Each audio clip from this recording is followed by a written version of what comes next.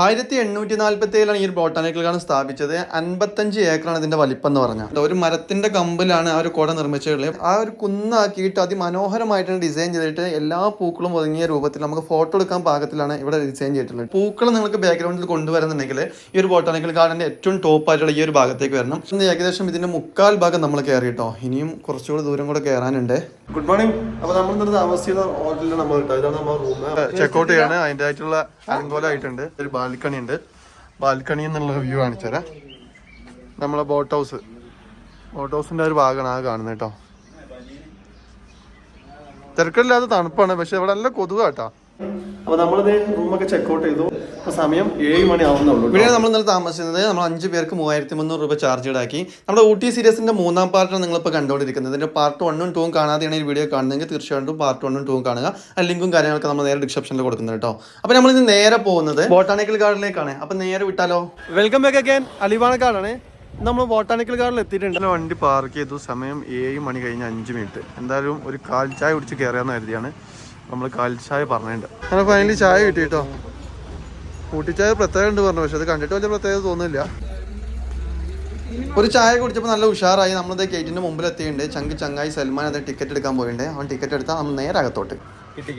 കിട്ടിയാ? എത്ര ടിക്കറ്റ്? 250 രൂപ. ഫസ്റ്റ് ടിക്കറ്റ് നമ്മളാ കൈനീട്ടാണ്. വൈകിട്ടായ കുഴപ്പമുണ്ടോ വെച്ചാൽ ആളുണ്ടാവൂലേ? ഫസ്റ്റ് ടിക്കറ്റാ? പോയി. അപ്പൊ നമ്മള് ഫസ്റ്റ് അല്ല കേട്ടോ. ഫസ്റ്റ് ആള് പോയാ നിറയെ പോയാ. ഓക്കെ. അങ്ങനെ ഫൈനലി നമ്മൾ ബോട്ടാനിക്കൽ ഗാർഡനിൽ എത്തിയിട്ടുണ്ട്. ഇവിടുത്തെ ടിക്കറ്റും കാര്യങ്ങളൊക്കെ എടുത്ത് നമ്മൾ അകത്തോട്ട് കയറി. നമ്മൾ കൂടുതൽ വിഷ്വൽസ് ഒന്നും പകർത്തുന്നില്ല. പൊതുവേ ബോട്ടാനിക്കൽ ഗാർഡൻ എല്ലാവരും വന്ന് കണ്ടുള്ള ഏരിയ ആവും. കാണാത്തവർക്ക് വേണ്ടി ജസ്റ്റ് നമ്മളൊന്ന് ചെറുതായിട്ടൊരു വീഡിയോ ആക്കിയിട്ട് ചെയ്യാമെന്ന് കരുതി. അത് കഴിഞ്ഞ ശേഷം നമ്മൾ നേരെ പോകുന്ന ടീ ഫാക്ടറിക്കാണ്. ടീ ഫാക്ടറിയുടെ വീഡിയോ നമ്മൾ സെപ്പറേറ്റ് ആയി ചെയ്യാം. 1847 ഈ ബോട്ടാനിക്കൽ ഗാർഡൻ സ്ഥാപിച്ചത്. 55 ഏക്കറാണ് ഇതിന്റെ വലിപ്പം എന്ന് പറഞ്ഞാൽ. ബോട്ടാനിക്കൽ ഗാർഡനിൽ ഇത്ര തിരക്കില്ലാതെ നമുക്ക് ആസ്വദിക്കണമെങ്കിൽ രാവിലെ ഈ ഒരു സമയത്ത് 7:10 ആ ഒരു ലെവലിക്ക് 7 മണിക്കാണ് സ്റ്റാർട്ടിങ്. ഈ ഒരു സമയത്ത് വരണം കേട്ടോ. നല്ല നീറ്റ് ആൻഡ് ക്ലീൻ ആക്കി വെച്ചിട്ടുണ്ട്.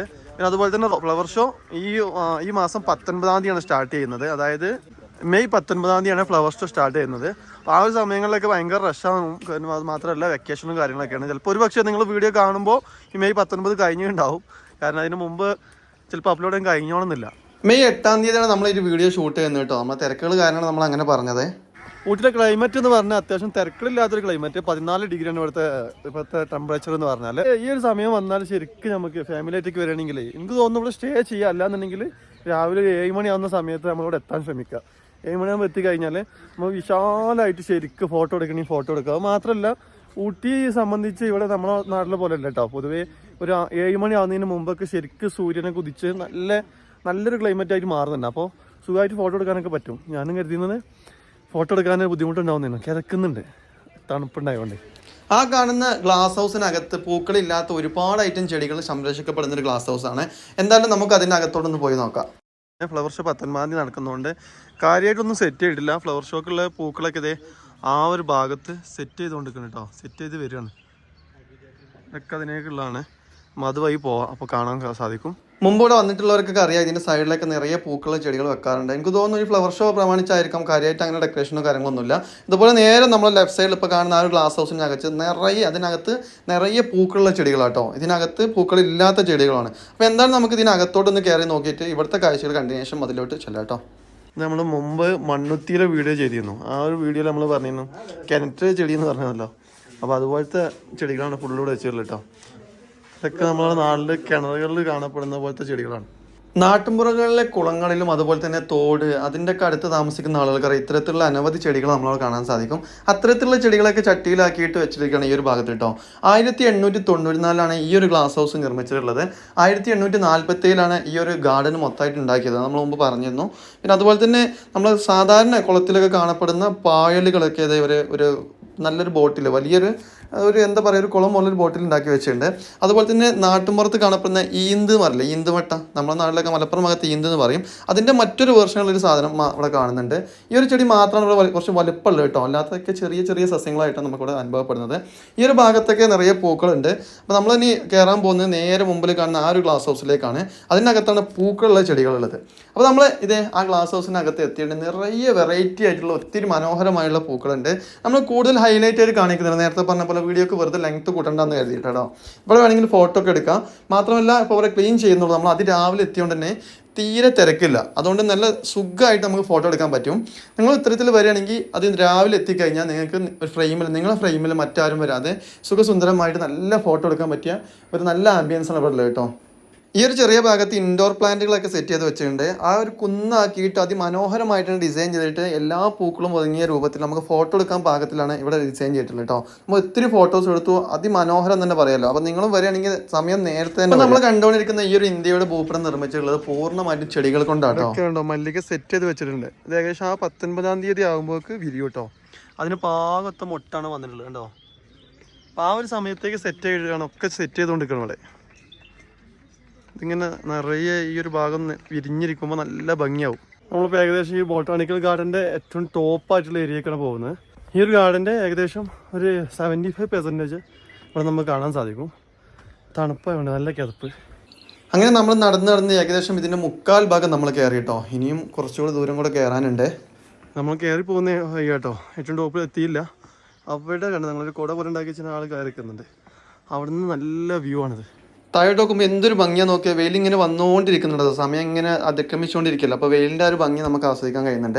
അതുപോലെ തന്നെ നമ്മൾ നേരെ മുമ്പിൽ കാണുന്ന ഒരു കുടയുണ്ടല്ലോ, ആ ഒരു കുടയുടെ ഭാഗത്ത് നിന്നാണ് ഈ ഒരു ബോട്ടാണിക്കൽ ഗാർഡൻ്റെ ഏകദേശം ഭാഗങ്ങളൊക്കെ നമുക്കൊന്ന് വാച്ച് ചെയ്യാൻ കഴിയും. മാത്രമല്ല ഇവിടുന്ന് ഫോട്ടോ എടുത്തു കഴിഞ്ഞാൽ ബാക്ക്ഗ്രൗണ്ടിൽ മൊത്തമായിട്ട് നമ്മളൊരു ബോട്ടാണിക്കൽ ഗാർഡൻ ഉൾപ്പെടുത്തിയിട്ട് ഇതിൽ നമുക്ക് ഫോട്ടോയിൽ ബാക്ക്ഗ്രൗണ്ട് കൊണ്ടുവരാനും സാധിക്കും. എന്തായാലും നമുക്ക് ഇതിനകത്തോട്ടൊന്ന് കയറി നോക്കട്ടെ. ഇവിടെ നിന്നുള്ള വ്യൂ നിങ്ങൾ കണ്ടോ, എന്ത് ഭംഗിയാണ് നോക്ക്.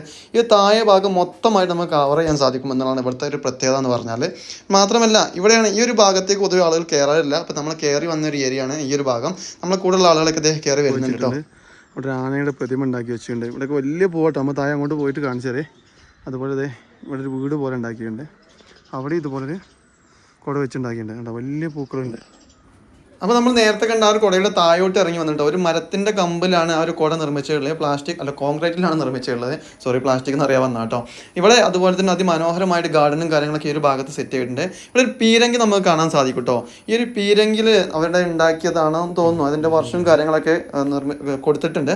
അതുപോലെ തന്നെ ഒരു ബാഡ്ജും ഉണ്ട് കേട്ടോ. ഈ ഒരു ബാഡ്ജ് ആരുതാന്നുള്ള വ്യക്തമായിട്ട് എനിക്ക് അറിയില്ല. നിങ്ങൾക്ക് ആർക്കെങ്കിലും അറിയുന്നുണ്ടെങ്കിൽ തീർച്ചയായിട്ടും അത് കമൻറ്റായിട്ട് അറിയിക്കുക. പിന്നെ ഇതാണ് 1856 ഈ ഒരു പീരങ്കി നിർമ്മിച്ചിട്ടുള്ളത്. ഇതിൻ്റെ മുമ്പിൽ ഇത് ഡോണ്ട് ടച്ച് ഫൈൻ 500 എന്ന് എഴുതി വെച്ചിട്ടുണ്ട്. ടച്ച് ചെയ്താൽ 500 രൂപ പിഴ എന്നൊക്കെ എഴുതി വെച്ചിട്ടുണ്ട്. പക്ഷേ ഈ ഒരു സാധനം നിർമ്മിച്ചുള്ളത് പിച്ചളയിലാണ്. പിന്നെ അതിന് തൊട്ട് കഴിഞ്ഞാൽ ഡാമേജ് ചെയ്യാൻ ചാൻസ് ഒന്നുമില്ല. പിന്നെ എന്തുകൊണ്ടാണ് അവർ അങ്ങനെ എഴുതി വെച്ചെന്നുള്ളത് വ്യക്തമായിട്ട് മനസ്സിലായില്ല. എന്തായാലും പോട്ടെ. ഈ ഒരു ഭാഗങ്ങളിലൊക്കെ ഒരുപാട് പൂക്കളുണ്ട്. ഇവിടെ ഈ ഒരു ബോട്ടാണിക്കൽ ഫ്ലവർസ് അല്ലാത്ത സമയങ്ങളിൽ നിങ്ങൾക്ക് കൂടുതൽ പൂക്കൾ കാണുന്നുണ്ടെങ്കിൽ ഏറ്റവും ടോപ്പിലായിട്ടുള്ള ഈ ഒരു ഭാഗത്താണ് കാണാൻ സാധിക്കുക. വെറൈറ്റി ആയിട്ടുള്ള ഒരുപാട് പൂക്കളുണ്ട്. അതുപോലെ തന്നെ ഫോട്ടോക്ക് പച്ചപ്പല്ലാതെ പൂക്കൾ നിങ്ങൾക്ക് ബാക്ക്ഗ്രൗണ്ടിൽ കൊണ്ടുവരുന്നുണ്ടെങ്കിൽ ഈ ഒരു ബോട്ടാണിക്കൽ ഗാർഡൻ്റെ ഏറ്റവും ടോപ്പായിട്ടുള്ള ഈ ഒരു ഭാഗത്തേക്ക് വരണം. ഒരുപാട് പൂക്കളുണ്ട്. പൂക്കൾ പറിക്കാൻ നിൽക്കരുത്. കാരണം സെക്യൂരിറ്റിയും കാര്യങ്ങളൊക്കെ ഉണ്ടാവും. ഫൈനും കാര്യങ്ങളൊക്കെ നമ്മൾ കൊടുക്കേണ്ടി വരും. അപ്പം അത്തരം കാര്യങ്ങളൊക്കെ ശ്രദ്ധിക്കുക. പിന്നെ അതുപോലെ തന്നെ ഇത്തരത്തിൽ വലിയ പൂക്കളാണ് ഈ ഒരു ഭാഗത്ത് കാണുന്നത്. ചെറിയ പൂക്കളും ഇത്തരത്തിൽ ഒരുപാട് ഇവിടെ ഈ ഒരു ഭാഗത്ത് കാണാൻ സാധിക്കും. ഈ ഒരു ഭാഗത്തൊക്കെ പൊതുവെ രാവിലെ എക്സസൈസ് ചെയ്യാനൊക്കെ ആളുകൾ വരുന്നൊരു ഏരിയ കേട്ടോ.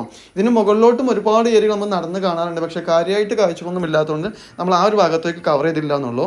ഇവിടെ ഏറ്റവും വലിയ പൂക്കൾ നമ്മളിപ്പോൾ കണ്ടതിൽ ഈ ഒരു ഭാഗത്താണ് കാണാൻ സാധിച്ചത്.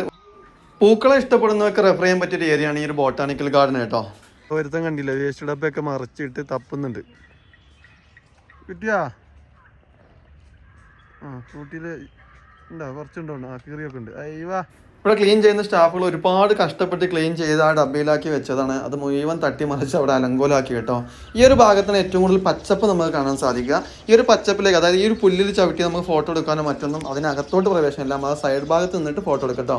ഈ ഒരു കൺസ്ട്രക്ഷനൊക്കെ കണ്ടോ, അതായത് ബ്രിട്ടീഷുകാരുടെ കാലത്ത് നിർമ്മിച്ചാണെന്ന് തോന്നുന്നു. ആ ഒരു കൺസ്ട്രക്ഷൻ്റെ സ്റ്റൈൽ കണ്ടിട്ട് ഞാൻ നേരത്തെ പറഞ്ഞ പോലെ ഈ ഒരു ഭാഗത്തും പുല്ലിൽ ചവിട്ടാനുള്ള പെർമിഷൻ കാര്യമൊന്നുമില്ല. ഈ ഒരു ബോട്ടാണിക്കൽ ഗാർഡൻ്റെ കാഴ്ചയുടെ കണ്ടു കഴിഞ്ഞ് നമ്മൾ ഇറങ്ങി നമ്മൾ നേരെ പോകുന്നത് ടീ ഫാക്ടറിയാണ്. അത് ഈ ഒരു വീഡിയോയിൽ ഉൾപ്പെടുത്തുന്നില്ല, കാരണം വീഡിയോ ഒരുപാട് ലെങ്ത് ആയി പോകും. അതുകൊണ്ട് ഈ ഒരു വീഡിയോ ഇവിടെ വെച്ച് അതിൻ്റെ പേരുന്നു. ടീ ഫാക്ടറിയുടെ മറ്റൊരു വീഡിയോയുമായി നമുക്ക് വീണ്ടും കാണാം. തൽക്കാലത്തേക്ക് വിടാം. It's me Ali Panakkad, signing off.